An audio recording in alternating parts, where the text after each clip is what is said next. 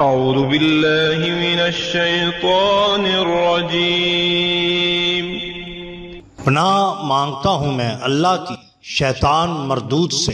بسم اللہ الرحمن الرحیم۔ شروع اللہ کے نام سے جو بڑا مہربان نہایت رحم والا ہے۔ دا باٹم لائن کے ناظرین اکرام، السلام علیکم۔ محترم ناظرین، ہم اپنی آج کی ویڈیو میں سلطان الہند حضرت خواجہ معین الدین چشتی اجمیری رحمت اللہ تعالی علیہ کے ایک خادم کا قصہ آپ کے سامنے پیش کریں گے جو یقیناً آپ کے لیے دلچسپی کا باعث ہوگا۔ ناظرین اکرام، جب حضرت سلطان الہند حضرت خواجہ غریب نواز رحمت اللہ تعالی علیہ اجمیر تشریف لائے تو یہاں آپ کو بہت سی کٹھنائیوں کا سامنا کرنا پڑا، لیکن وقت گزرنے کے ساتھ ساتھ حلقہ اسلام وسیع سے وسیع تر ہوتا جا رہا تھا۔ ماضی میں اجمیر کوئی خوشحال اور امیر شہر نہ تھا، بلکہ اس کی آبادی زیادہ تر غریب، مفلس اور خستہ حال باشندوں پر مشتمل تھی۔ حضرت سلطان الہند رحمت اللہ تعالی علیہ جہاں لوگوں کی روحانی اور باطنی تربیت اور اصلاح کا کام سر انجام دیتے، وہیں آپ بھوکھوں کو کھانا کھلانا اور ان کے لباس وغیرہ کی ضروریات بھی پوری فرمایا کرتے تھے۔ یہی وجہ تھی کہ اجمیر کے تمام غریب اور نادار حضرت سلطان الہند رحمت اللہ تعالی علیہ کی خانقاہ کے گرد جمع رہتے تھے۔ حضرت سلطان الہند رحمت اللہ تعالی علیہ کی خانقاہ سے ایک بڑا لنگر خانہ قائم ہو گیا تھا، جہاں سے روزانہ ہزاروں کی تعداد میں لوگ صبح و شام اپنے پیٹ کی آگ بجھانے آیا کرتے تھے۔ حضرت سلطان الہند رحمت اللہ تعالی علیہ کا یہ دستور تھا کہ وہ کبھی کسی بادشاہ، وزیر یا امیر لوگوں کی نظر نیاز، تحائف وغیرہ قبول نہ فرمایا کرتے تھے۔ اس کے باوجود خانقاہ میں شب و روز غریبوں، محتاجوں کی بھیڑ لگی ہوتی تھی اور وہ آتے اور اپنا پیٹ بھر کر جایا کرتے تھے۔ حضرت سلطان الہند رحمت اللہ تعالی کا لنگر خانہ وسیع سے وسیع تر ہوتا جا رہا تھا۔ امیر، وزیر، حاکم، رعایا سب حیران تھے کہ حضرت سلطان الہند رحمت اللہ تعالی کے اتنے بڑے لنگر خانے کے اخراجات آخر کہاں سے پورے ہوتے ہیں۔ بعض نے کافی سراغ لگانے کی کوشش کی کہ کسی طرح معلوم ہو جائے غریبوں کے طعام اور لباس کے لیے پیسہ کہاں سے آتا ہے، مگر وہ سراغ لگانے میں ناکام رہے۔ ان بھوکھوں کو کھانا کھلانے کے لیے حضرت سلطان الہند رحمت اللہ تعالی نے کئی خدمت گزاروں کو یہ خدمت سونپی تھی۔ کوئی بازار سے اشیاء خوردنی لاتا تو کوئی کھانا پکانے کا انتظام کرتا۔ کچھ خادمین کھانا کھلانے پر مامور تھے۔ ان خادمین میں سے ایک خصوصی خادم تھا جسے حضرت سلطان الہند رحمت اللہ تعالی خریداری کے لیے رقم عطا فرمایا کرتے تھے۔ یہ خادم حضرت سلطان الہند رحمت اللہ تعالی سے بے پناہ عقیدت اور محبت رکھتا تھا۔ ایک دن ایک مالدار شخص نے اس خادم خاص سے کہا کہ سنا ہے کہ اتنے بڑے لنگر خانے کو چلانے کا انتظام خفیہ طور پر شہنشاہ ہندوستان اور دیگر امراء اور وزراء کے سپرد ہے، جو اس کے اخراجات پورے کرتے ہیں اور شہرت اور ناموری اس درویش کی ہوتی ہے۔ حضرت سلطان الہند رحمت اللہ تعالی کا یہ خادم خاص اپنے پیر و مرشد کی ذات پر کیے گئے اس طنز کو برداشت نہ کر سکا۔ اس کا چہرہ شدت جذبات سے سرخ ہو گیا اور اس سے ضبط نہ ہو سکا۔ اس نے امیر شخص کو جواب دیا کہ کوئی امیر وزیر میرے پیر و مرشد کی عطاؤں کا کیا مقابلہ کر سکتا ہے اور انہیں کیا دے سکتا ہے؟ میرے پیر و مرشد کو تو بادشاہ حقیقی غیب کے خزانوں سے عطا فرماتا ہے۔ میرے شیخ کے مصلی کے نیچے دولت کا سمندر ہے جو بہ رہا ہے۔ روزانہ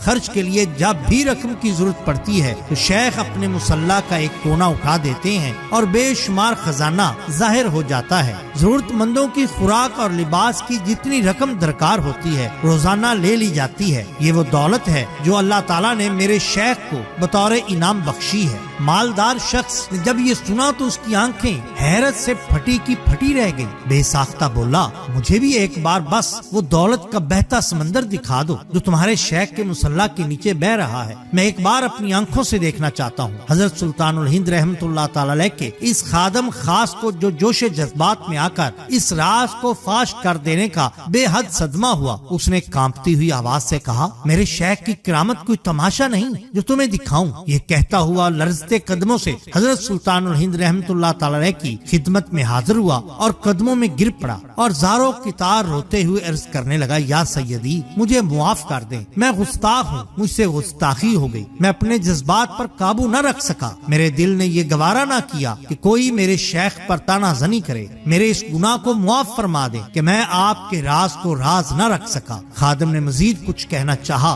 تو حضرت سلطان الہند حضرت خواجہ معین الدین چشتی اجمیری رحمت اللہ تعالی علیہ نے اس کے سر پر دست شفقت رکھتے ہوئے اسے معاف فرما دیا اور کہا کہ جو تم نے کہا سو کہا، اب یہ بات کسی کو آگے مت کرنا۔ ناظرین اکرام، یہ شان ہوتی ہے اولیاء اللہ کی۔ ناظرین اکرام، خان آصف نے کبھی کہا تھا، اہل حق کی روایتوں کے امین، کوچہ وہم و یقین ہی یقین، ظلمت شب میں ایک شمع حرم، دشت و وحشت میں ایک مسافر دین، 9 صدیوں سے ہند کے سلطان خواجہ خواجگان معین الدین۔ آپ رحمت اللہ علیہ کی ولادت سن 536 ہجری سیستان میں ہوئی، جبکہ وفات سن 633 ہجری اجمیر شریف میں ہوئی۔ اس میں گرامی سید معین الدین حسن رحمت اللہ علیہ، والد گرامی کا نام حضرت غیاث الدین حسن رحمت اللہ علیہ تھا۔ علم کی تلاش میں طویل سفر کیے حضرت خواجہ عثمان ہرونی رحمت اللہ علیہ کے دست مبارک پر بیعت کی۔ برصغیر پاک و ہند میں سلسلہ چشتیہ کے بانی ہیں اور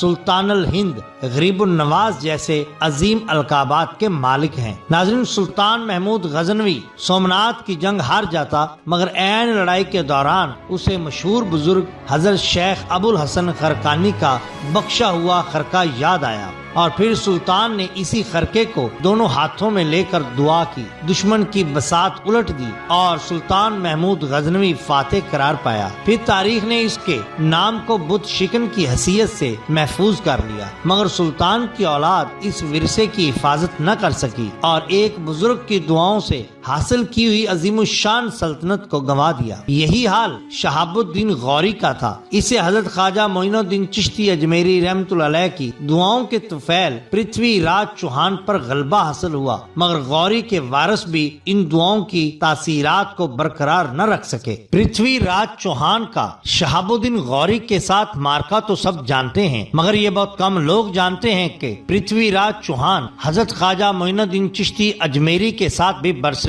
پیکار رہا اور اس نے ہر وہ طریقہ اختیار کیا کہ کسی طرح اس مسلمان درویش پر غلبہ حاصل کر لے، مگر ناکام رہا۔ اسی قسم کا ایک واقعہ ہم آپ کو یہاں پر پیش کر رہے ہیں۔ ناظرین کرام، پرتھوی راج سمجھ گیا تھا کہ ایک مسلمان درویش سے اس طرح مقابلہ کرنا اس کے حق میں ٹھیک نہ ہوگا اور وہ اس طرح سے اس معاملے میں کبھی بھی کامیاب نہ ہوگا۔ بے بس ہو کر اس نے دوسرا طریقہ استعمال کرنے کا ارادہ کیا۔ اس نے آپ کا مقابلہ کسی بڑے ہندو پجاری سے کرانا مناسب سمجھا۔ اس کا خیال تھا کہ ہندو مہنت آپ کی کرامات کا مقابلہ آسانی سے کر کر آپ کو شکست دے سکتا ہے۔ چنانچہ اس مقصد کے لیے پرتھوی راج نے اس زمانے کے مشہور پجاری شادی دیو سے رابطہ کیا اور اس سے اس کام کو کرنے کے لیے کہا۔ شادی دیو، جو کہ ہندوؤں کا بہت بڑا مہنت تھا، جادوگری کے اسرار و رموز بھی جانتا تھا، اس نے راجا کو یہ جواب دیتے ہوئے اس کام کرنے سے معذوری کا اظہار کیا کہ جس درویش کی بات آپ کر رہے ہیں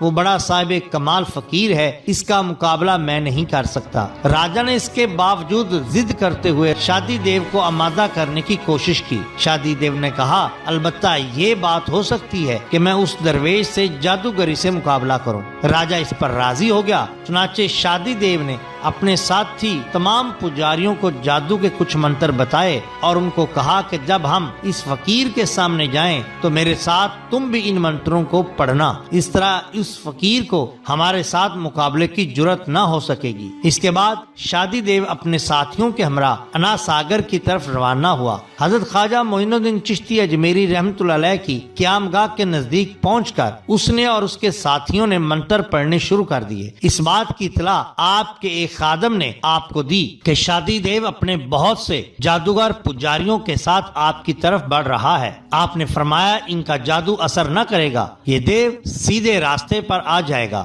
یہ فرمانے کے بعد آپ نماز پڑھنے میں مشغول ہو گئے۔ تھوڑی ہی دیر کے بعد شادی دیو اپنے پنڈت ساتھیوں کے ہمراہ بڑے متکبرانہ انداز میں منتر پڑھتے ہوئے حضرت خواجہ معین الدین چشتی رحمت اللہ علیہ کے نزدیک آ گیا۔